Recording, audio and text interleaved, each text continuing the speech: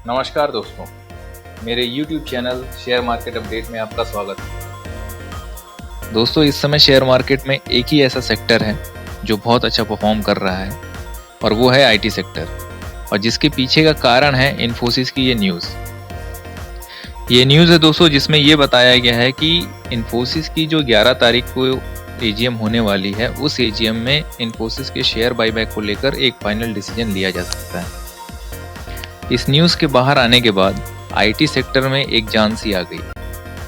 IT के सभी stocks काफ़ी अच्छा परफॉर्म कर रहे हैं, फिर चाहे वो एचसीएल टेक हो, टेक महिंद्रा हो, विप्रो हो, बीसॉफ्ट हो। इसके पीछे का एक लौता कारण है इन्फोसिस के शेयर बाईबैक की न्यूज़। दोस्तों, ऐसी उम्मीद लगाई जा रही है कि यदि इन्फोसिस शेयर बाईबैक का डिसीजन लेता है तो आने वाले समय में कुछ और भी आईटी कंपनीज हैं जो इस तरीके का डिसीजन ले सकती हैं। ये पहली बार नहीं है जब इन्फोसिस अपने शेयर बाईबैक कर रहा है। इससे पहले भी इन्फोसिस 4 बार शेयर बाईबैक ला चुका है, जिसमें 2017, 2019, 2021 और 2022। दोस्तों, 2017 और 2019 का शेयर बाईबैक अपने लिए उतना इम्पोर्टेंट नहीं है। हमको देखना है 2021 और 2022, क्योंकि इनकी जो शेयर बाईबैक का एवरेज प्राइस है वो है 1649 रुपये प्रति शेयर और 1850 रुपये प्रति शेयर। दोस्तों, बाईबैक की साइज की बात कर लें तो 2021 में 9200 करोड़, 2022 में 9300 करोड़ का बाईबैक आया था।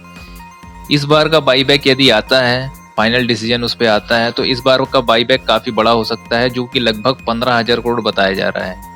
इस बार के बाईबैक की प्राइस रेंज 1790 से 1845 के बीच हो सकती है, और अभी इन्फोसिस ट्रेड कर रहा है 1530।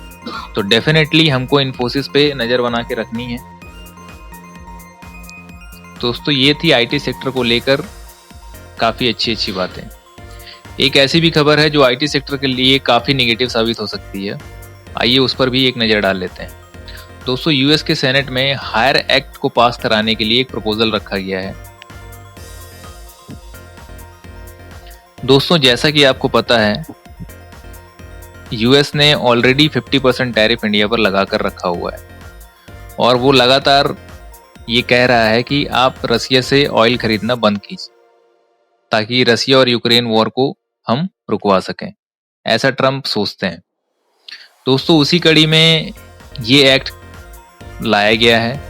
यदि ये एक्ट पास हो जाता है तो हमारा आईटी सेक्टर और हमारे आईटी सेक्टर में एम्प्लॉयड लोग बहुत ही बुरे तरीके से प्रभावित होंगे। तो आइए दोस्तों, समझते हैं हायर एक्ट एक्चुअली में है क्या, और इसका आईटी सेक्टर और हमारे इंडिया पे क्या इम्पैक्ट हो सकता है। दोस्तों, इस एक्ट के मेनली 3 पार्ट हैं, जिसका पहला पार्ट है 25% आउटसोर्सिंग टैक्स। इसका क्या मतलब है? इसका ये मतलब है कि यदि कोई अमेरिका की कंपनी अपने काम को इंडिया से करवाती है, तो इंडिया को जो वो पेमेंट करेगी, उस पेमेंट पे उसको 25% एक्स्ट्रा टैक्स देना पड़ेगा। दोस्तों, इसका दूसरा पार्ट है टैक्स डिडक्शन पर रोक। आउटसोर्सिंग खर्चों को टैक्स में कटौती योग्य नहीं माना जाएगा। मींस ऐसी अमेरिकन कंपनीज जो अपने काम को आउटसोर्स कराती हैं, दूसरी कंट्री से कराती हैं, वो टैक्स डिडक्शन के लिए इस अमाउंट को यूज़ नहीं कर पाएंगी जो खर्चे उनके आउटसोर्सिंग में हो रहे हैं। दोस्तों, इसका तीसरा पार्ट है डोमेस्टिक वर्कफोर्स फंड।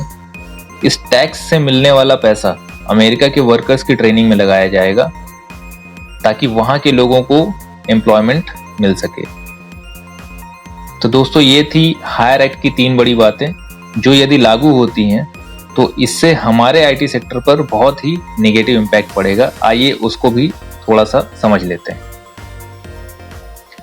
दोस्तों, फिस्कल ईयर 25 की बात करें तो आईटी सेक्टर का कुल रेवेन्यू था $282.6 बिलियन, जिसमें केवल अमेरिका से होने वाला रेवेन्यू 60 to 62% यानी लगभग $170 बिलियन के आसपास था।